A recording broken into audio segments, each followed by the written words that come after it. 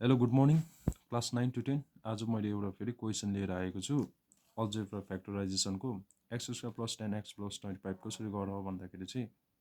first म गर्छु त्यहाँदेखि हेर x square plus 10x 5 plus 5x plus 25 x square plus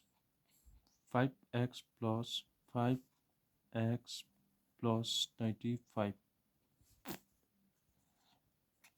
अन्त अब यहाँदेखि चाहिँ म तिमीहरूलाई बुझाउँछु यो चाहिँ मैले कसरी गर्यो भन्दाखेरि चाहिँ यो 5 प्लस 5 चाहिँ कसरी गर्यो भने यहाँ 25 गर यहाँ 25 देख्यौ अन्त अब हामीले 2 ले त गुणा जाँदैन हाम्रो हैन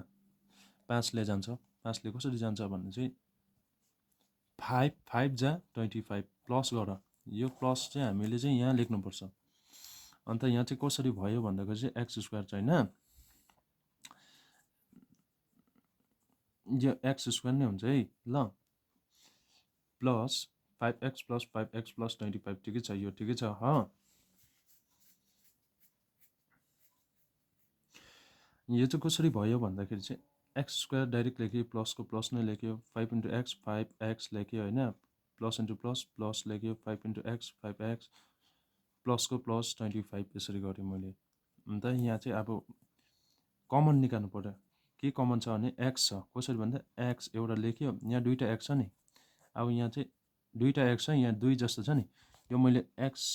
यस्तो खालको लेखेको छु नि यो चाहिँ 2 जस्तो यो चाहिँ दुईवटा एक्स भनेको नि दुईवटा एक्स छ भनेको नि दुईवटा एक्स इन्टु एक्स भनेको चाहिँ दुईवटा एक्स भनेको नि दुईवटा एक्स छ यहाँ हामी अब एक्स स्क्वायर लेख्यो होइन एक्स स्क्वायरको हामीले एक्स लेख्यो अब एक्स प्लस 5 लेख्नुपर्छ हामीले एक्स प्लस 5 प्लस यस्तो गऱ्यो प्लस 5 को 5 त्यहाँदेखि फेरि एक्सको एक्स लेख्यो प्लस कतिले गुणा गर्दा चाहिँ हाम्रो 25 जाँदैछ अब हामीले 5 ले गर्नु सक्छ 5 25 5 लेख्यो यसरी टक्कै यसरी गऱ्यो अब हामीले यहाँदेखि फेरि उँधो झार्नुपर्छ यसलाई के झार्नुपर्छ भन्दाखेरि चाहिँ एक्स प्लस 5 यहाँ पनि एक्स प्लस 5 यहाँ पनि एक्स प्लस 5 यसरी गर्नुपर्छ अब यहाँ हाम्रो एक्स प्लस 5 यहाँ पनि एक्स प्लस 5 छ भने चाहिँ हामीले होल स्क्वायरमा लेख्नुपर्छ कसरी भन्दाखेरि चाहिँ एक्स प्लस 5 किन भन्दाखेरि चाहिँ यहाँ पनि एक्स प्लस 5 छ यहाँ पनि एक्स प्लस 5 नै छ अब हामीले यो चाहिँ हामीले होल स्क्वायरमा लेख्नुपर्छ एक्स प्लस 5 होल स्क्वायर यही हो हाम्रो एन्सर चाहिँ यस्तो खालको एन्सर हुन्छ है देख्यौ सो थ्याङ्क यू